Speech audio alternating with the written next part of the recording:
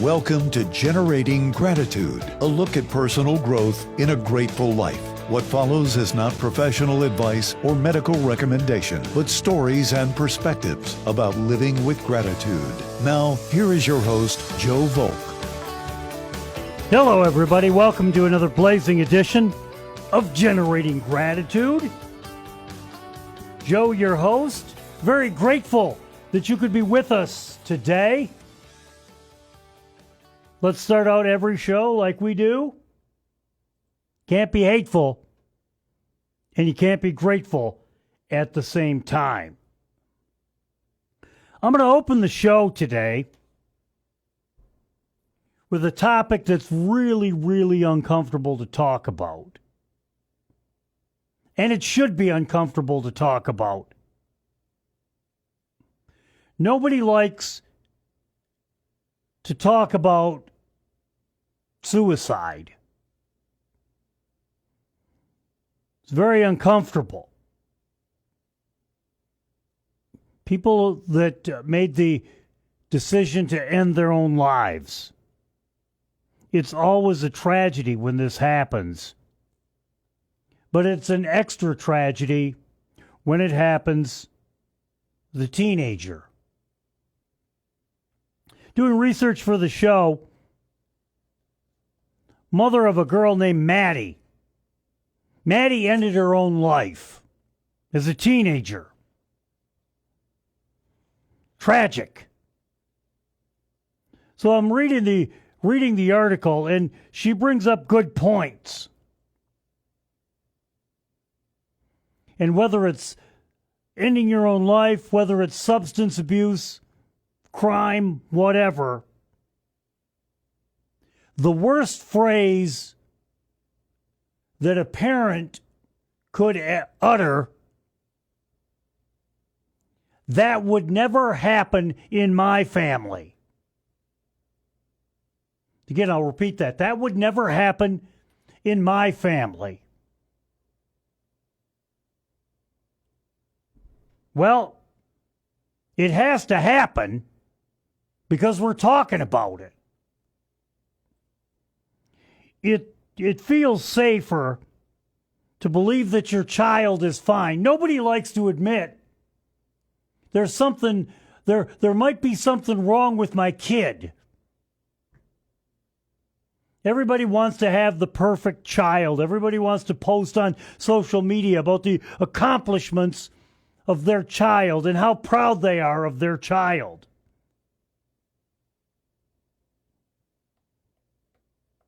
But you know what? It happens.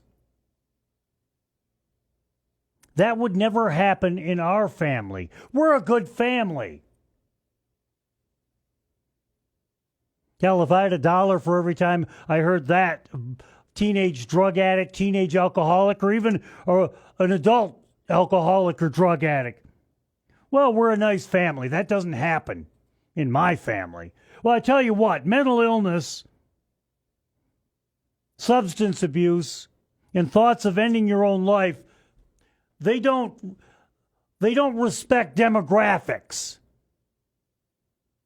It happens rich, it happens poor, it happens good family, it happens broken family. It happens. And the worst thing that a parent can do is bury your head in the sand. Well, I have a good relationship with my child. That would never happen. This line was in the article, and this is a great line.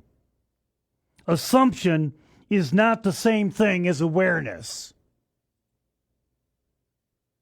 Assuming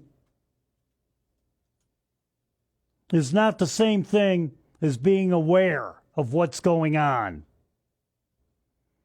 And as this mother wrote, that distinction cost me a lifetime of heartache. So here are the facts. Nearly 40% of teens will experience a significant change in their mental health during adolescence. That's according to Northwestern Medicine. I can attest to this, having been a parent of adolescents. Being a parent of adolescents, it's a roller coaster of emotions. Sometimes adolescents do things that make you so proud, and then other times they do totally stupid things that make you want to kick them in the butt. And that can all be in the same day. But here's what happens. She writes, what I didn't understand at the time is that distress doesn't announce itself in a language we're taught to expect. Changes in personality and behavior often have nothing to do with suicide. Sadness, withdrawal, irritability, anxiety, exhaustion, or apathy can all signal something. Warnings sometimes can be direct. Kid says, I want to die. You have to take that seriously, folks. You can't just say, oh, you're over-exaggerating, go to your room. Because the biggest clue to somebody wanting to end their own life is when they state their intentions. Wouldn't it be horrible to be in a funeral home and utter the words, I didn't take it seriously. I thought that they were just being a kid. Yeah. Other symptoms: sleep changes, eating changes, uncharacteristic recklessness, pulling back from things they used to care about. We know this in substance abuse and alcoholism, and it's true with people that end their own lives. Isolation. Is your child suddenly isolating? The thing worth paying attention to is it isn't the single behavior, it's the duration and a direction. A bad week is a bad week. 6 weeks, on the other hand, and it's not just the withdrawing people either. As this mother writes, Maddie wasn't a quiet kid. She was funny and sharp, and people remembered her after one of her conversations. She could fill a room and usually did. And his mom types, which is exactly why I missed it. And that's the damning thing about people that end their own lives. They can be good one day. I knew a guy that worked the whole day. He left. He was joking. And that night he ended his own life.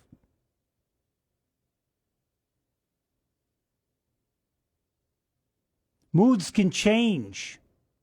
Again, that isolation. And here's the frustrating thing about adolescents. They don't tell you what they're carrying.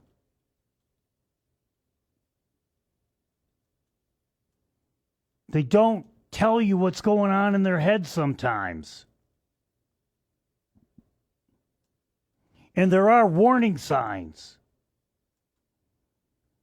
There are warning signs, and sometimes we just choose to ignore them because we get so busy in our lives. But again, the worst thing we could do with teens is say, well, that's just a phase. They'll grow out of it.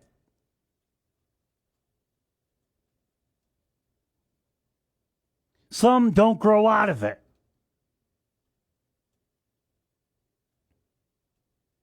And unfortunately, when you're dealing with ending your own life, the consequences, you can't mess this up. You cannot mess this up, because if you mess this up, the teen will end their own life.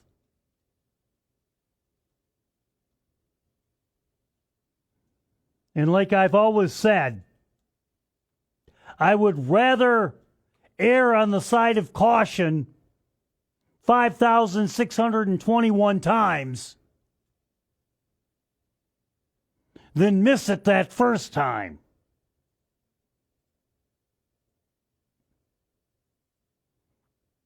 Err on the side of caution. because the consequences for just ignoring it are so severe, you'd never live with yourself. And again, like Maddie's mother is telling us, don't ignore the signs. And I did only expect to do one segment on this, but apparently we're running a little bit late. So what I'm going to do is we'll take a commercial break here. And then when we come back, we'll talk about what to look for. What to look for in your teen, what to look for with anybody. Because this is an important topic and it needs to be discussed. It's not a comfortable topic, but it needs to be discussed because, again, the consequences are too great. You're listening to Generating Gratitude here on WSTW. We'll be right back, folks.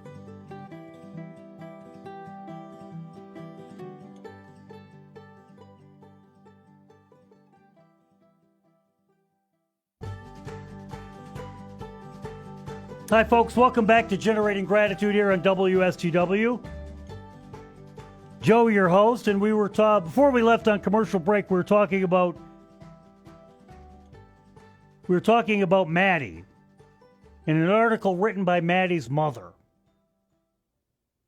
Maddie was a teen who ended their own life. Maddie was a bright teen. Maddie was an outgoing teen. Maddie was a social teen. And yet she still went to that place where the only good option, she thought anyway, was to end her own life. So here, we talked about it earlier, but I'm going to give you what to look for. Because this is important, because more than 12,000 parents are grieving children who ended their own life. And you imagine the guilt? That guilt would be crushing. So here's what to look for. Teen depression. The biggest indicator, and I've had training in this because I've done the seminar. The biggest indicator that a person, teen or adult, is thinking of ending their own life is they'll tell you. Yeah. They'll actually tell you. Like I mentioned earlier, the phrase, I just want to die. You got to take that seriously. If your teen says, I just want to die, or just some semblance of, I want to end it all, that's not a teen phase. You have to pay attention to that.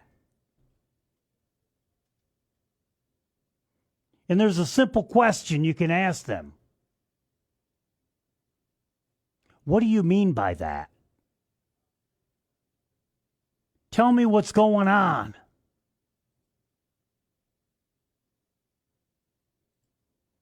And even more, another indicator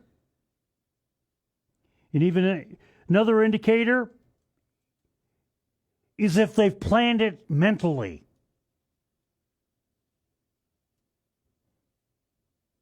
All right, you want to die. Why do you want to die? Why do you want to end your life? Have you thought about it? Do you know what you're saying? And that's a big flashing red light that we tend to miss. We tend to miss the obvious. But you got to take that seriously.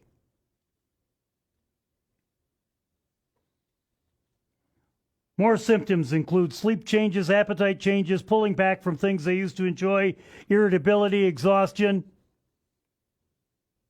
and a loss of just enthusiasm.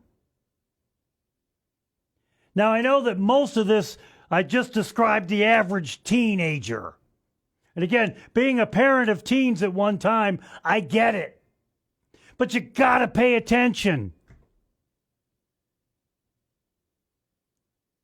So what separates sleep changes, appetite changes, isolation, irritability? When should you be concerned? Well, you should always be concerned. But what separates the behaviors from just a normal teen adolescence, according to this article and according to the training that I received, is the duration and the direction. As mentioned earlier, a bad week is a bad week. But there should be no such thing as a bad month, a bad 6 weeks. What else should you be watching for, according to this article? Appearance. When people are doing the mental processing for thinking about ending their own life. And again, it's kind of like the same as substance abuse, and it's kind of the same as alcoholism. They suddenly stop caring about their appearance. It's amazing. And all those things that I mentioned. Hygiene, a change in hygiene. You know, teens, they spend 17 hours of a 24-hour day in the bathroom trying to work on their hygiene. And all of a sudden, if that becomes, that's the first thing that goes to the wayside. That's the first thing. So when should you worry about your teen's behavior? You're a parent. You've lived with them.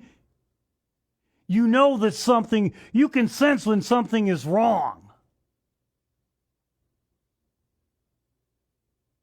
If you're a good parent at all, you can tell when something's wrong. Now, the hardest thing for parents is to not categorize, not go, well, not ignore it, just push it to the back. You can't push it to the back. You got to swallow your pride, and you might have to realize that your teen has a problem and that you may not be the perfect parent. You may not be the perfect family. Get help. Get help.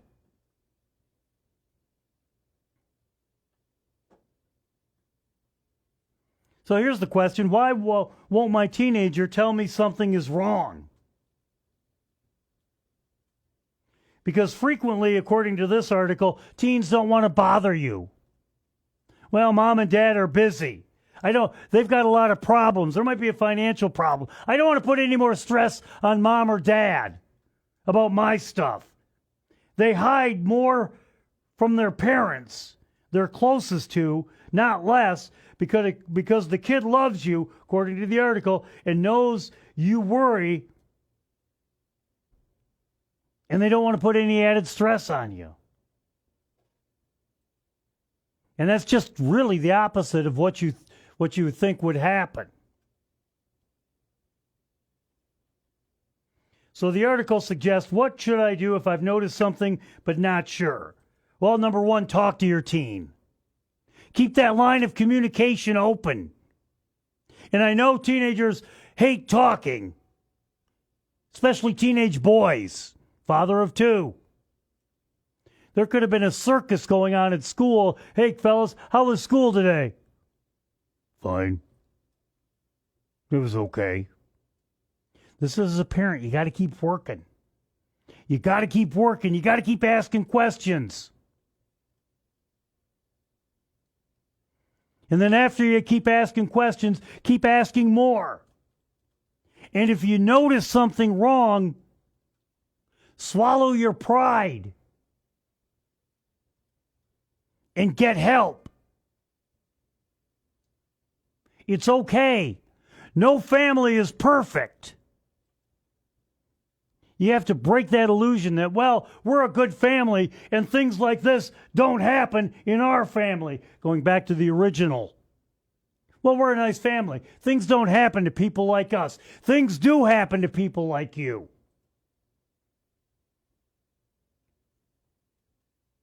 Get rid of that illusion of perfection.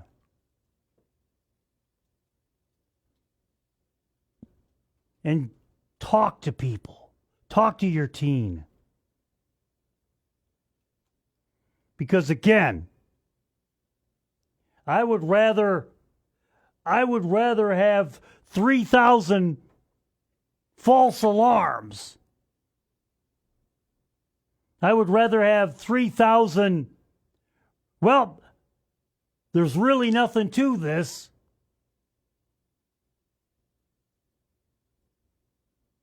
Than one teenage funeral. Would rather have 3,000 false alarms than one teenage funeral. So again, if you're a parent of a teen, pay attention. Pay attention. Because ending your own life is horrible. It's horrible for everybody. You're listening to Generating Gratitude here on WSGW.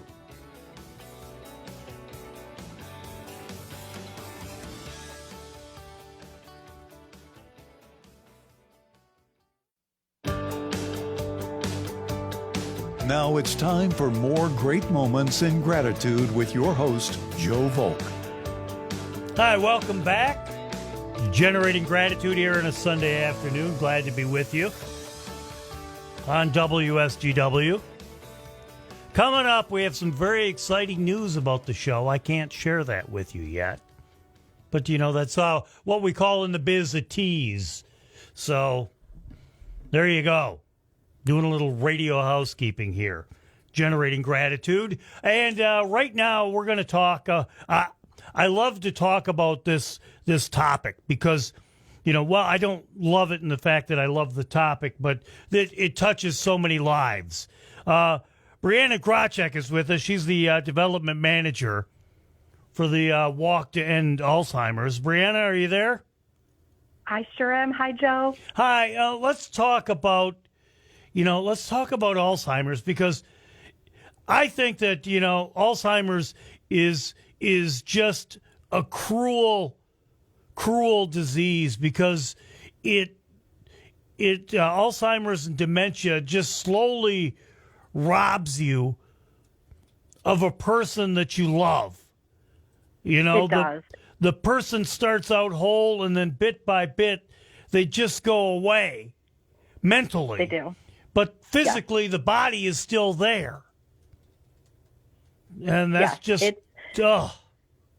Go ahead. It's so hard to watch. And for caregivers and the loved ones of those that are dealing with Alzheimer's or dementia, it's like a constant grieving process. You are dealing with loss consistently. It might be the loss of a name or word, and then it's loss of a memory, then it's loss of behaviors and personality that you've known your entire life, and eventually the loss of the person.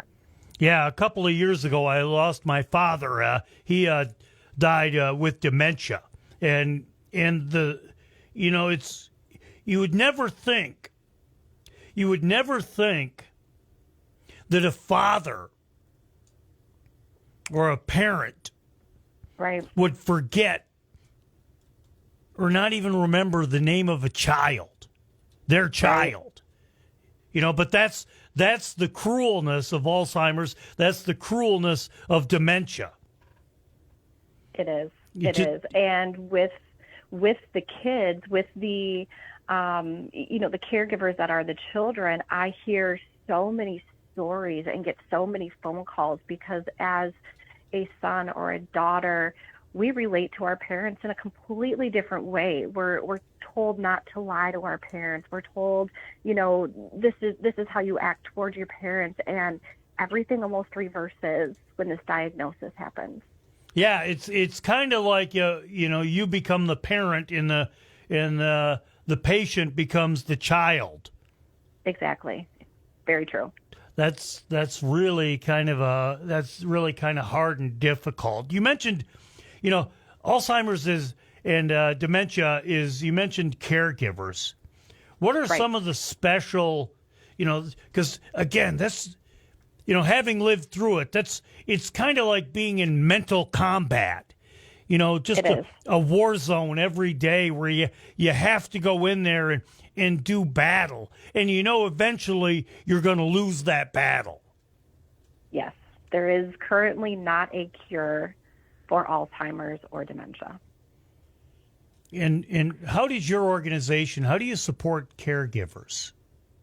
We have a ton of resources out there for caregivers. We have a very in-depth website, and it's hard to say go to a website, but there's so much information out there. And truly, even our care providers don't give all of the proper information sometimes or point people in the right direction. So you can visit www.alz.org. You can go right to your area in that website. There are tons of caregiver support groups, resources. We even have a 24/7 helpline that you can call. It will speak to you in over 200 languages if needed. We have translators available. This connects you to local resources, to local doctors, referrals. You can even call. We've had instances in our area where there's an episode happening, with a dementia patient, and there's anger, and the caregiver just does not know what to do. And it's to the point where, do I call 911? Do I call an ambulance? How are they going to deal with this, though? Where you can call this helpline, and our support staff will walk you through some steps to try to end that episode that's happening and get your loved one brought back down. You brought up a good point, and that's something that they don't mention, the kind of hidden Alzheimer's and dementia, that sometimes the loved one, the patient, get really out of control, rage and anger. Yeah. Yes, that happens quite frequently. There's a lot of personality changes that comes with this disease, and we see the person that we know kind of fade away, and this whole new personality come out. I hear a number of times, you talk about a very sweet mom who would never say a cuss word, never talk bad, just start talking like a sailor.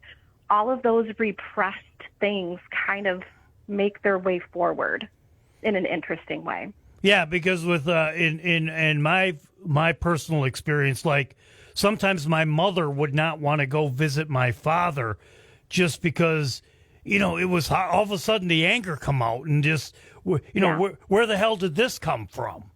Right. Well, I mean, you even mentioned, the roles kind of flip from parent to child.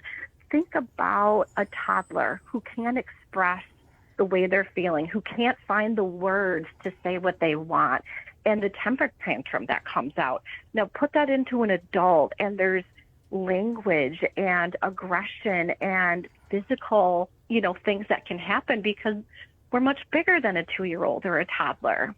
Yeah, it's just, again, and, you want to have memories, of a parent or a spouse, you have all those good memories. And then, to really have it end this way.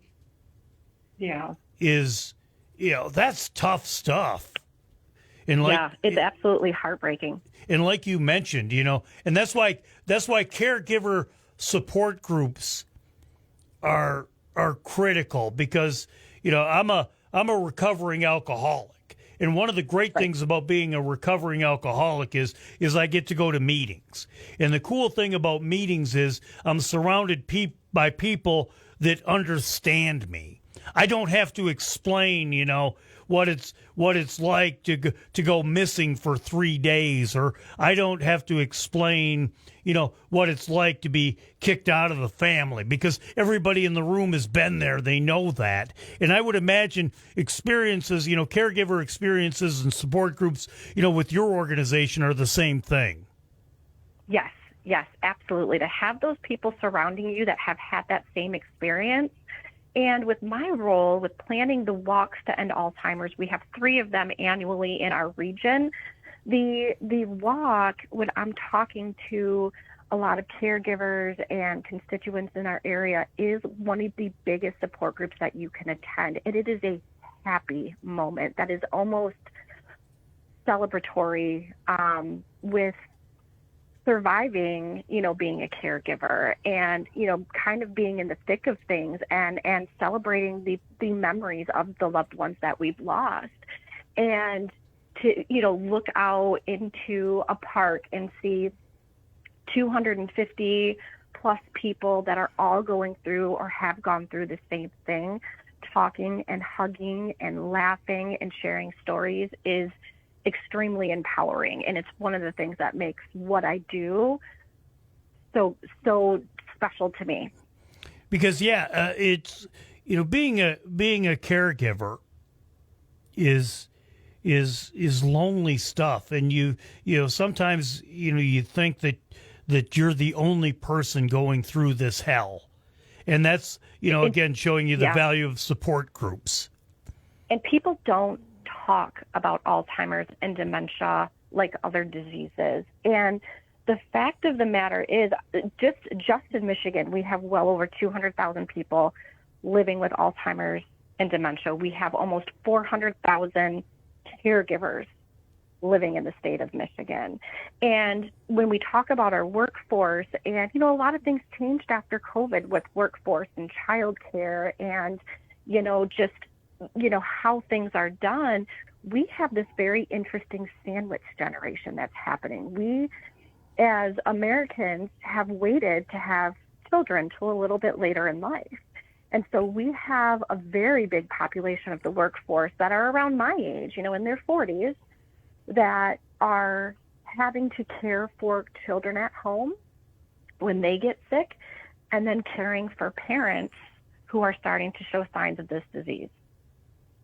Yeah, it just it's terrible and it's tragic, and we're certainly glad that you're talking about it. Breanna, hold on for just a second. We're going to go to break here. Breanna Gracek with us. She's the development manager for the Walk to End Alzheimer's, and you're listening to Generating Gratitude here on WSGW.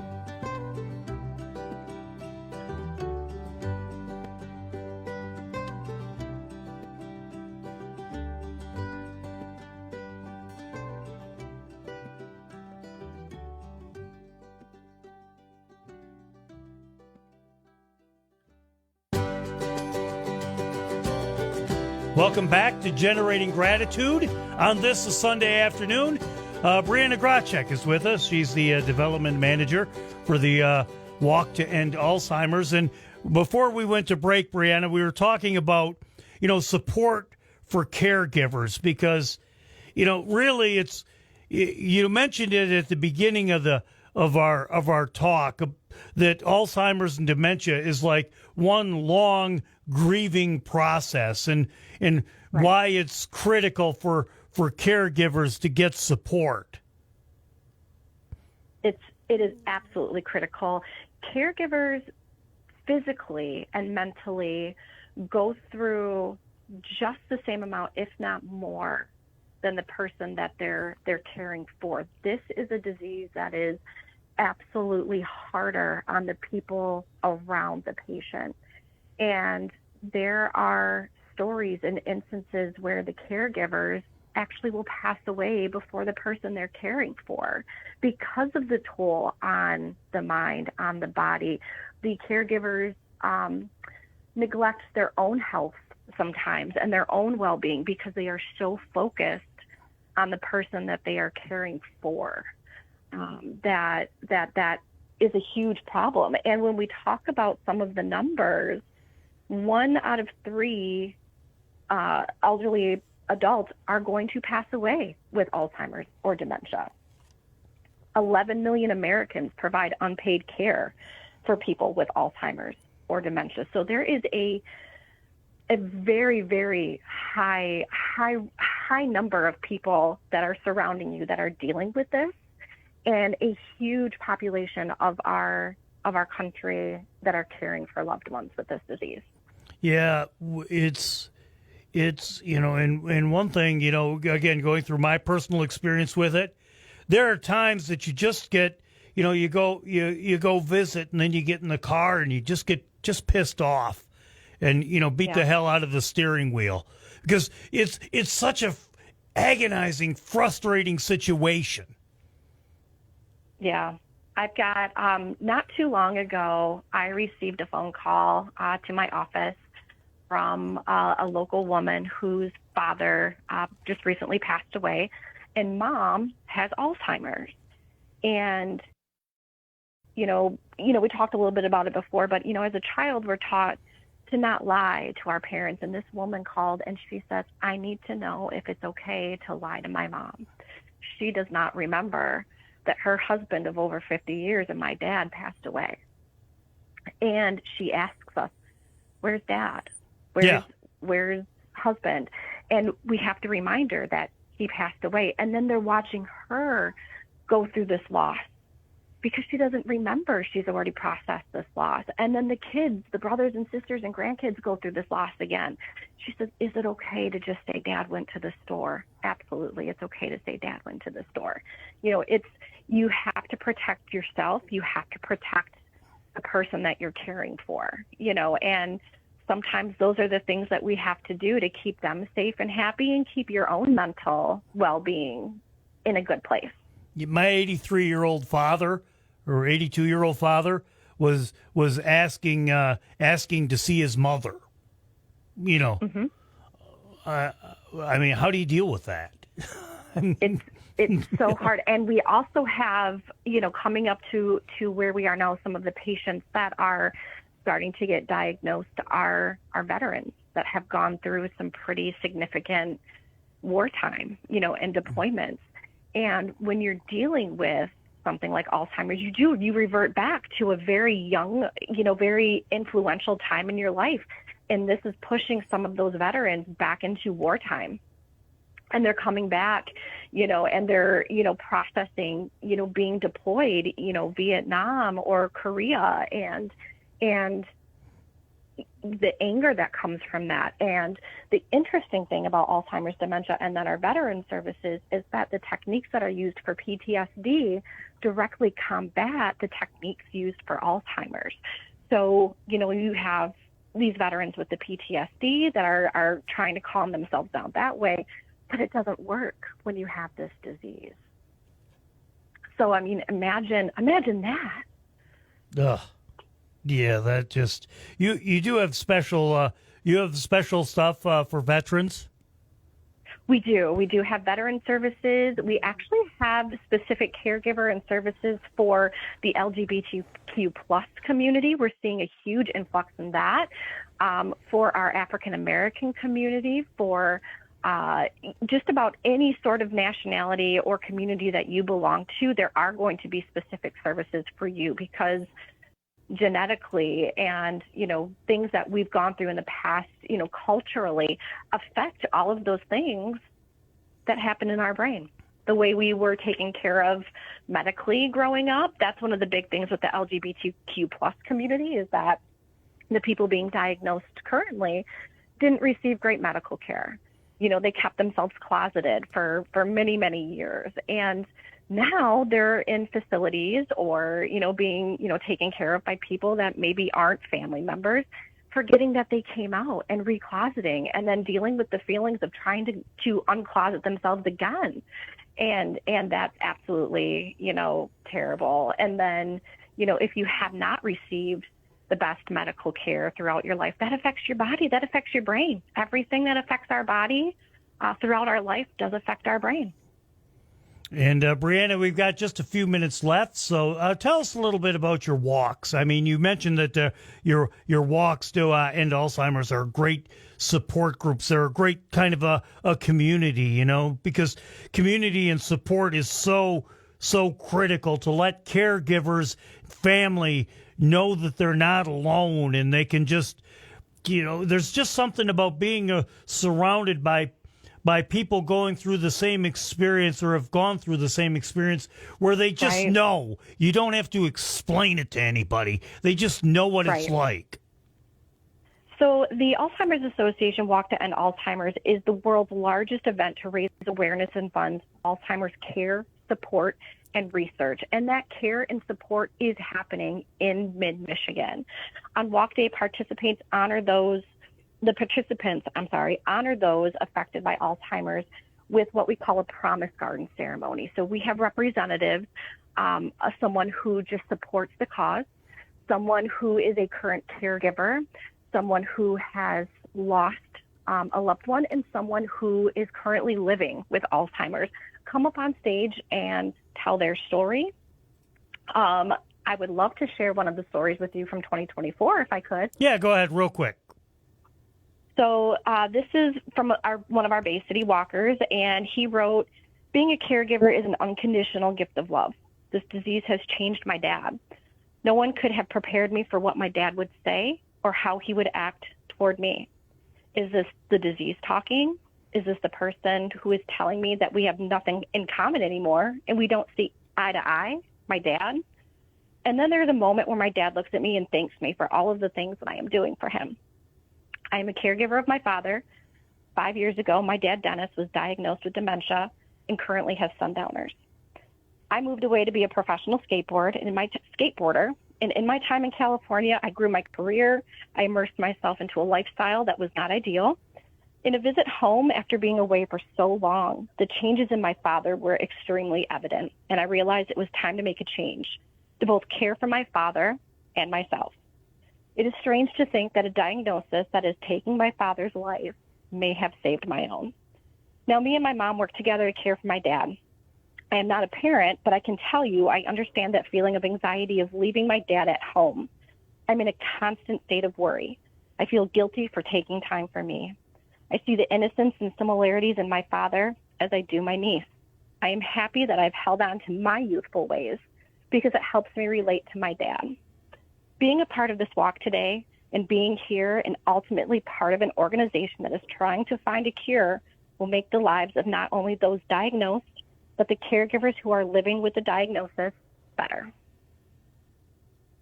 Wow, and that's a great place to leave it, Breanna. If you could give us a website address where if people want more information. Sure, you can visit our website at www.alz.org. And if you'd like to sign up for the Walk to End Alzheimer's, we have 3 in mid-Michigan coming up in the fall.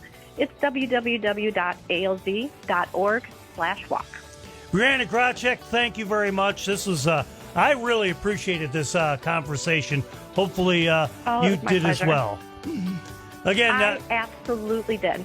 Well, thank you for listening to Generating Gratitude this week. We'll come back next week with more stories. And you know what? Find gratitude in everything that you do. Because you have a choice every day. You can look for things to be grateful for, or you can, be miserable. I'm Joe Volk, your host. This has been Generating Gratitude here on WSGW.